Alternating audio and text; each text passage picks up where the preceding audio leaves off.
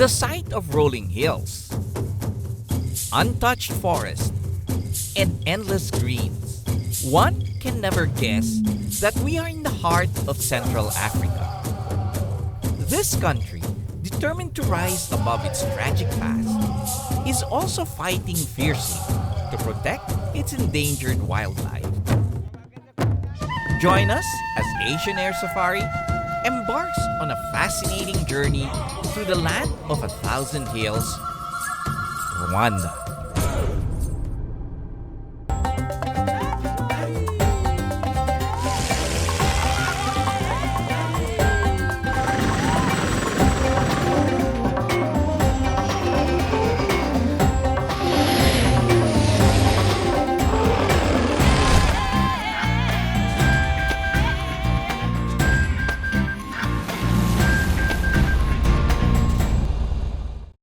My fascination for the planet's wonders and wildlife has taken me to all corners of the world.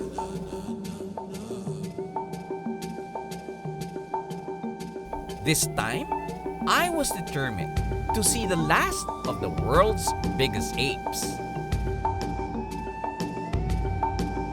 In this age of air travel, your next destination is only as far as where your imagination can take you.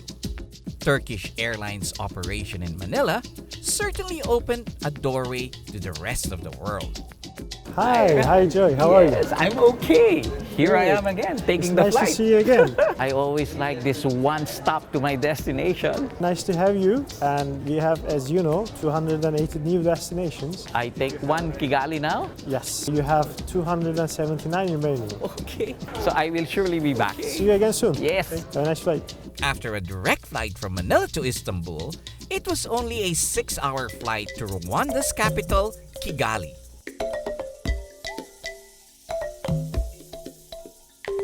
I was welcomed by Egide Mukana of Virunga Expeditions, who will be introducing me to the rest of Rwanda.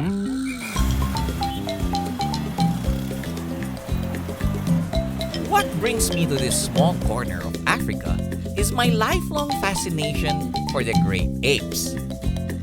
But for now, I will get to know Rwanda through the lens of its capital, Kigali. Dubbed as Africa's cleanest city, Kigali's orderliness was a pleasant surprise. Egide tells me that they have a practice called Ubuganda, which means coming together to achieve a common purpose, where citizens are required to render community service like cleaning up streets or building houses. With strong support from the government, new investments and infrastructure are encouraged.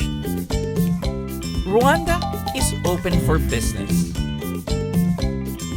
At the heart of its central business district, signs of new developments can be seen everywhere.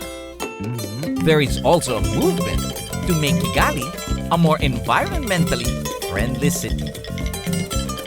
Very recently, the government has closed down the street. It's by the main road. This is the city hall and the bank here.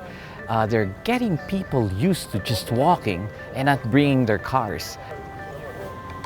It's one step ahead of creating a new and modern Kigali.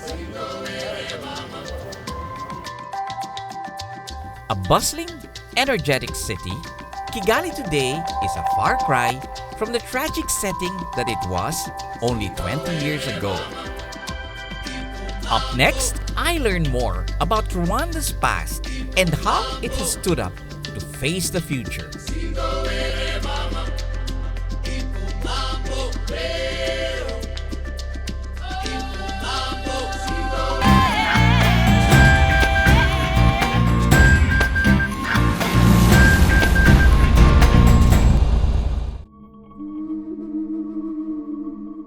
The mention of Rwanda to anyone would spark memories of 1994, in one of the most heart-wrenching events in human history.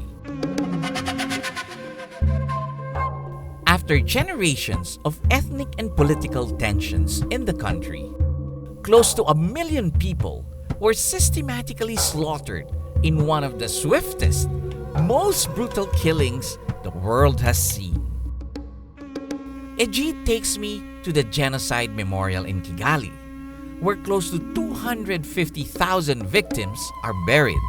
It's always better to start with the history, and this is one of our very saddest histories. It's better for you to see what happened before you see our future. Rwanda's population was comprised of 3 ethnic groups: the Hutu majority, the Tutsi minority, and the forest-dwelling Twa. For centuries, the cattle-raising Tutsi ruled over the farming Hutus. As colonization began, the Tutsi minority was favored by colonizers for being more Western in appearance. This only intensified the gap between the two groups, with each citizen bearing identification cards indicating their ethnicity.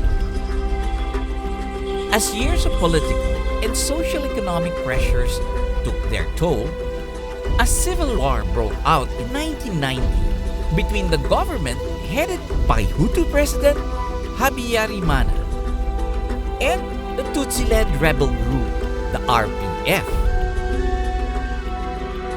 In April 1994, the president's plane was shot down just before it landed at the airport of Kigali. This event sparked widespread violence across the country. Hutu extremists blamed the crash on the Tutsis and took over the streets, systematically killing, raping, and looting. The airwaves were dominated by hate speech and justification of the genocide. In a matter of days, over 800,000 Tutsis and moderate Hutu civilians were killed, and hardly any intervention from the international community. Although Rwanda's tragic past can never be taken down from the history books, it has served to open the eyes of the world towards preventing another similar catastrophe. Egide, this is very, very sad, and I can't even imagine it has happened during our lifetime in this age of ours. Indeed, it's a sad thing. It's really sad what happened. But that's why I wanted you to start with this, seeing our dark history, our very, very bad history. But despite all that, a lot of people have moved on. We are working well with the government and also the locals, meaning the citizens. Everybody has, in terms of forgiving, they've already forgiven each other. And we're not looking at the past. We are always looking at the future.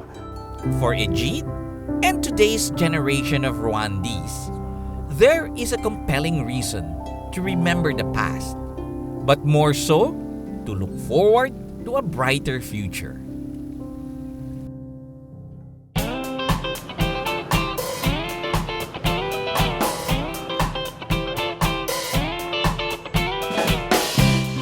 Agriculture contributes about 1/3 of the country's GDP and is still the main economic activity for most households in the rural areas.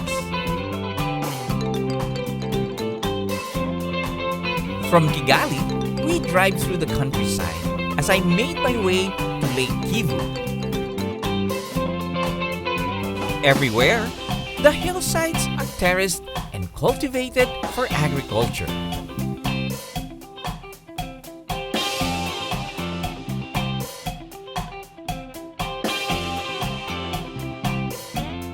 And it's interesting that they have very good infrastructure, roads everywhere, which allows all the farmers to bring all their goods into the city and sell them. They also have electricity all over the place. These kids are looking after their goats, but they're very curious.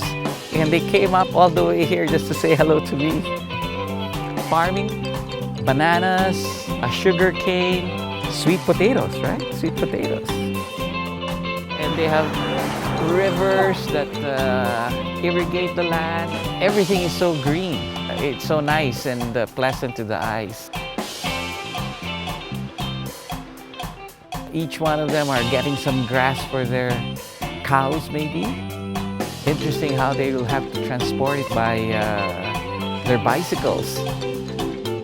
Bicycles are also a convenient mode of transport in these rolling hills. Not to mention, good exercise. Up next, we take a break by Rwanda's lakeshore before heading deep into its thick jungles.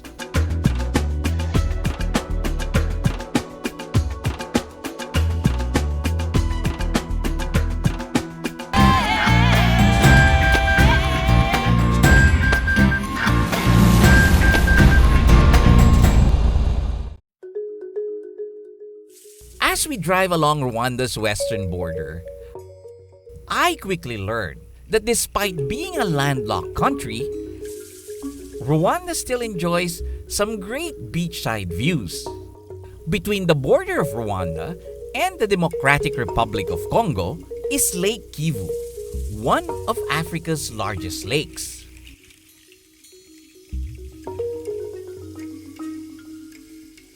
Although fish species are sparse, the lake is a crucial source of food for nearby villages.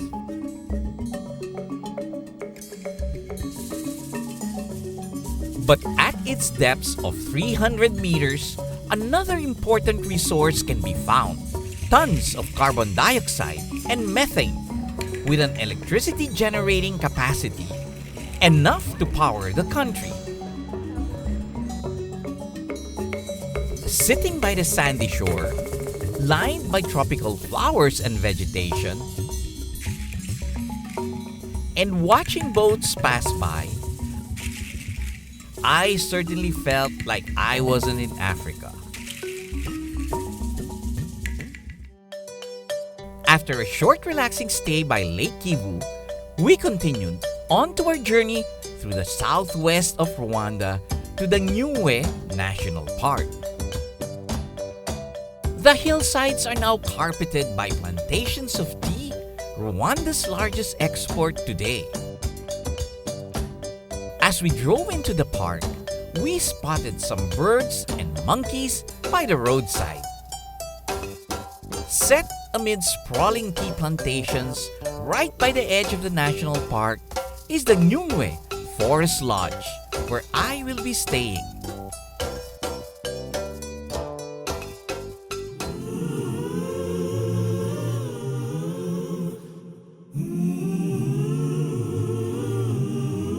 I enjoyed the quiet pleasure of walking among the lush green plants and taking in the views of the thick forest.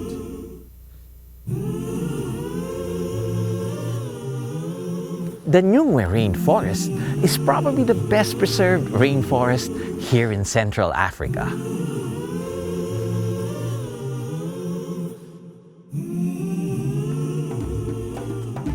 I made my way into the heart of the forest of Nyungwe, led by my guide, Hope. So you were saying how many species of trees and plants and flowers are here? We have more than 1,000 species of trees and grasses. Among those trees, our ancestors used to use them as a medicine plant. Okay. And for example, this one's called Hagenia. If you're boiling the bark of Hagenia, Oh, the bark of it. it's like a painkiller. Painkiller. That one. We use it as a medicine plant, mostly when you touch stinging nettles. The other plant that when you touch them, you get itchy. Yes. It has a sap. Okay.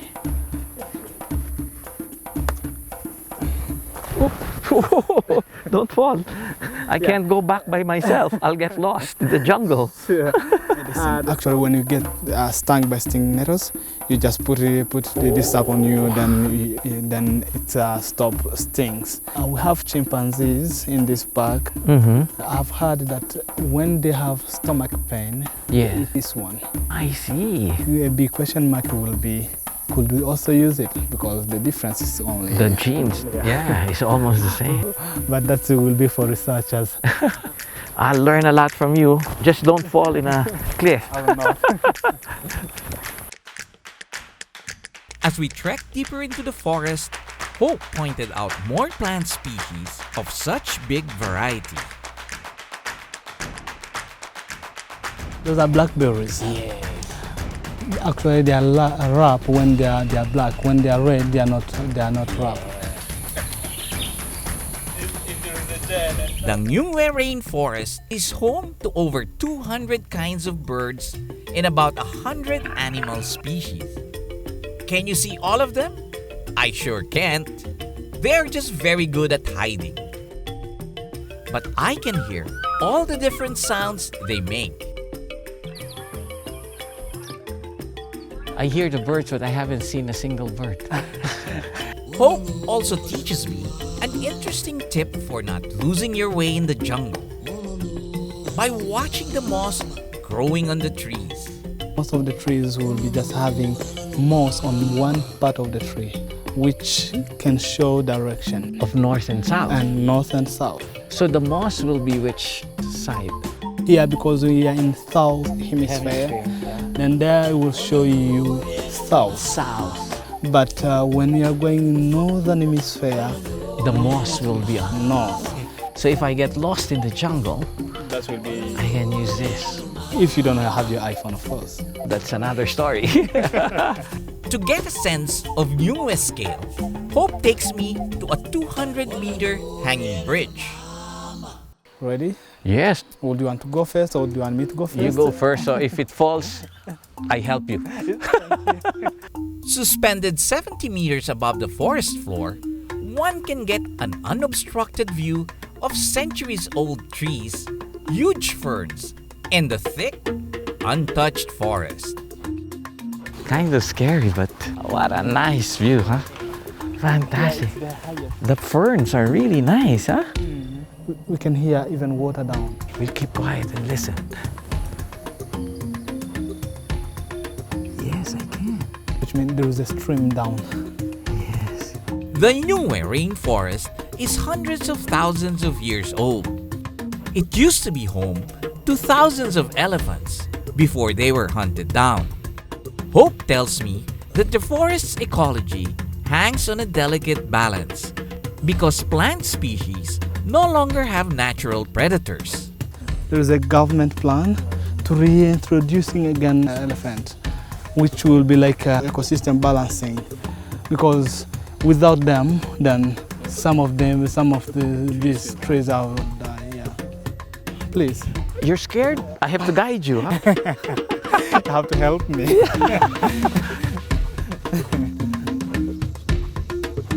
It was nice to just listen to all the different jungle sounds. But what Nyungwe is really known for is the abundance of primate species dwelling in its rainforest. There are 13 different primate species here, including the elusive chimpanzee. We set out to look for them. From a distance, we spotted some playful figures on top of the trees. As we got closer to them, it started to rain.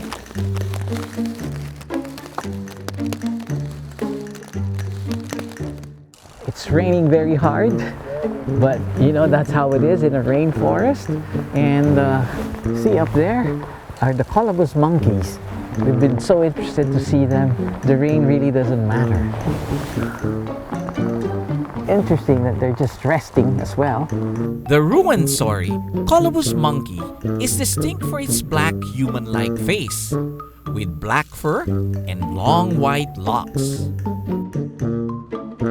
Colobus in Greek means mutilated, and they are so named because their thumbs appear to be cut off, unlike that of other primates. Rather than impair them, this enabled them to travel faster on top of trees. So they're jumping from one branch to the other, putting their weight into the branch until they hit the other tree. Watch this guy. And they seem to be following one another. The baby was just chasing his mom. I could see one right there. And once the rain stops for a bit, everybody becomes very active and starts jumping and running around. They spend more than half of their day feeding. The colobus monkey's diet consists of fruits, leaves, and tree bark, which they have no problem running out of in this rainforest. Another interesting thing about these small primates is that their stomachs function like that of cows, which can store food while in the process of digestion. They can also feed on mature leaves, which make it easier for them to find food. These guys can never go hungry.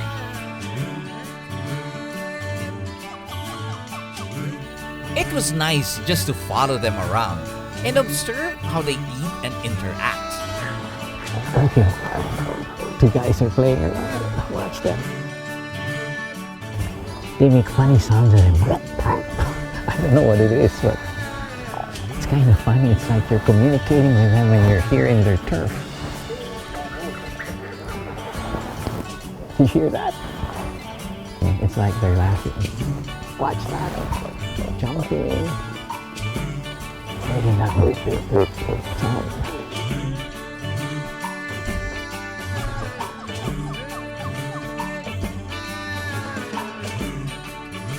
I just saw a dense monkey right there with white belly. They're just like us hiding from the rain. This is so much fun. It's spring, but it's so much fun. Walking in the jungle and just watching these guys having fun. Just as well. Although we didn't get to see the other primates in Niue, I am still determined to track the largest of them all. A lush, green haven in the middle of Africa, Rwanda is a country deeply scarred by its tragic past. But its road to recovery has been paved. The country's collective determination in rising up and creating a better life for each of its citizens is admirable. Rwanda is now ready for a bigger and better future. In the next part of my journey,